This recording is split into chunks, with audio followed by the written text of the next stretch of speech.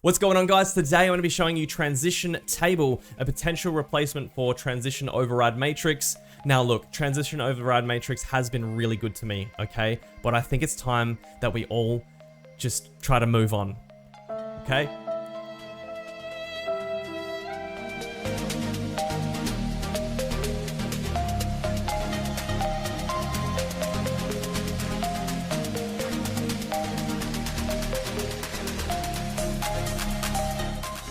Now, I wanted to make this video for quite some time, guys, but with the release of my ebook coming out, free PDF down in the description if you are a streamer, I just haven't had a chance. So here is the video today, and I'm going to show you how to do everything. Okay, so we are over here on the transition table website. The link is down in the description. As always, guys, you want to hit the download button, and we're going to do this the lazy man way to start with. So go to Windows installer.zip and download that file. Right click, show in folder, and then you want to double click this and install. Now it's going to tell you that it's a big boy virus, but that's okay. You want to hit more info and go run anyway. Now, making sure you don't have your OBS open, you want to open up your OBS now, jump over to tools. I'll show you really quickly. So you want to jump over to tools here, and you should see transition table down in this menu. Now, if you don't see it, comment below. I'll try to help you out, but there's another solution. We're going to do the install files manually. So on your OBS website, we've got the Windows zip, not the installer. You want to download this. Right click, show in folder. Double click to open. You've got data and OBS plugins. You want to copy that and find your OBS directory. So you're going to go to local disk C, and you're going to go into either program files or program files 86. And you should see OBS Studio. Now, generally there's two of these. I don't know what this FTL one is. I've never used it, but I always use this OBS-Studio.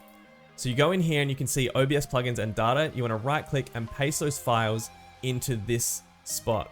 Now it's going to ask you if you want to replace the files in the destination. You definitely want to do that. I'm not going to do it because, like I said, mine's already installed. Boot up your OBS again, and hopefully now you have transition table in your OBS. Okay, so let's take a little look at the transition table. So this is it here. Now, the beauty of transition table is that you don't have to deal with all the grid like you do in OBS transition override matrix. So you can come over here and you can actually search. So say, for example, I'm just going to replicate what I've got here.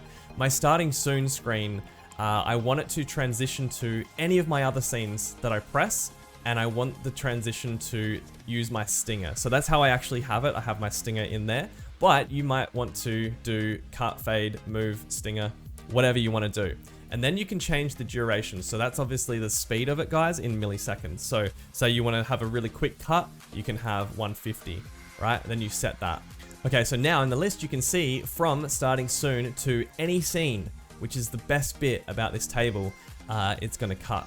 Now, I'm running a couple zoom features on my Stream Deck, so I smacked the zoom buttons. I want the zooms to be pretty much instant with the move transition. So you guys might not see the move transition. It is an OBS add-on as well. We can do a video on that if you want to, but I want it to be quite quick at 250 milliseconds, and I want it to go from any scene. So at any point during my stream, when I press the zoom button on my Stream Deck, it's going to make sure that it moves every single time. So you see how simple this is in comparison to OBS Transition Override Matrix, because you don't have to go through the table and put in every single transition just to get it right. You can literally dictate what you want it to do. This any feature, absolutely fantastic. So guys, load it up, install it, see how you go, have a bit of a play around with it. It's very, very simple and basic, and that's what I love about it. And side note, you can click here and go to delete as well. So that is how easy it is, guys. Brand new, and I think that it's worth making the switch. It really is. Like me setting that up the other day, I put in 3 options. For everything I needed, 3 options.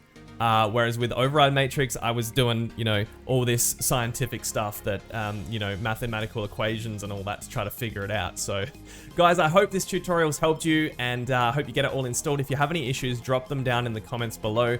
Yeah, I love you. I've always loved you.